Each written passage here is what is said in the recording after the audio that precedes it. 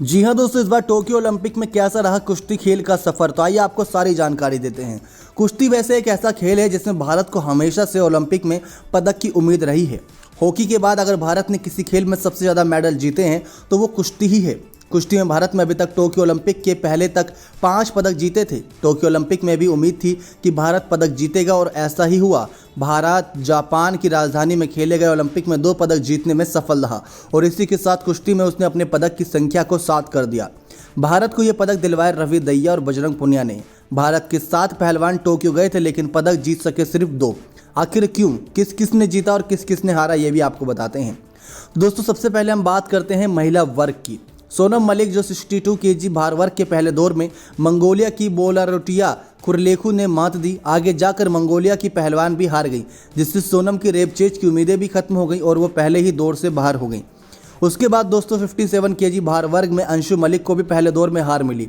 उन्हें बेलारूस की इरियाना कुराचकिना ने 8-2 से हराया। बेलारूस की खिलाड़ी फाइनल में पहुंची तो अंशु को रेप चेंज खेलने का मौका मिला, लेकिन रूस ओलंपिक की समिति की वालेरिया कोबलोवा ने अंशु को 5-1 से हरा दिया, जिससे वे ब्रॉन्ज मेडल तक नहीं पहुंच सकी। उसके बाद दोस्तों विनेश फोगाट से बहुत उम्मीद थी, लेकिन 53 केजी भार वर्ग के पहले दौर के मैच में स्वीडन की सोफिया मैटसन को 7-1 से हराया, लेकिन क्वार्टर फाइनल में विनेश को बेलारूस की वेनेसा ने 9-3 से पटखनी दी। वेनेसा फाइनल में नहीं पहुंच सकी, इसलिए विनेश का रेप चेज खेलने का मौका नहीं मिला और वे पदक की रेस से बाहर हो गई। इसके बाद अगला नाम है सीमा बिस्ला का, जिन्होंने 50 किलोग्राम भार वर्ग में पहले दौर में ट्यूनीशिया की सारा हमदी से 3-1 से हार गई।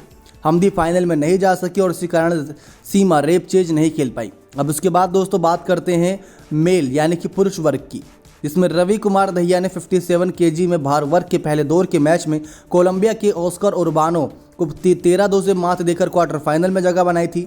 इसके बाद दोस्तों उन्होंने क्वार्टर फाइनल में बुल्गारिया के जॉर्जी को 14-4 से हराकर सेमीफाइनल का टिकट कटाया। सेमीफाइनल में उनके सामने कजाकिस्तान के नूरसलाम थे। अब रवि ने उन्हें चित करते हुए फाइनल में एंट्री करी और एक मेडल पक्का कर लिया। फाइनल में रवि को रूस के ओलंपिक समिति की जावुर युकियोव ने 7-4 से हराकर गोल्ड मेडल नहीं जीतने दिया। रवि को सिल्वर मेडल से ही संतुष्टि करनी पड़ी। दूसरी तरफ दीपक पुनिया से बहुत उम्मीद थी, जो 86 केजी के पहले दौर के मैच में नाइजीरिया के एजीमोर इकरेकेमे को 12-1 से हराए थे। इसके बाद उन्होंने क्वार्टर फाइनल में चीन के जुहैन लिन को कड़े मुकाबले में 6-3 से हराकर सेमीफाइनल का टिकट पक्का किया। सेमीफाइनल में उन्हें अमेरिका के डेविड मॉरिस टेलर ने टेक्निकल सुपीरियरिटी के आधार पर 10-0 से हरा दिया। दीपक ने फिर ब्रॉन्ज मेडल मैच खेला, जिसमें वे सैन मेरिनो के माइलस नजीम अमीन से 4-2 से हार गए थे। तो दोस्तों यहाँ पर खत्म हुआ दीपक पुनिया का सफर। अब थी बजरंग पुनिया की बारी, जो तो दोस्तों गोल्ड मेडल के प्रबल दावेदार थे। बजरंग ने पहले दौर के मैच में किर्गिस्तान के एरनाजार को मात दी। इसके बाद उन्होंने ईरान के घियासी को 2-1 से हरा दिया।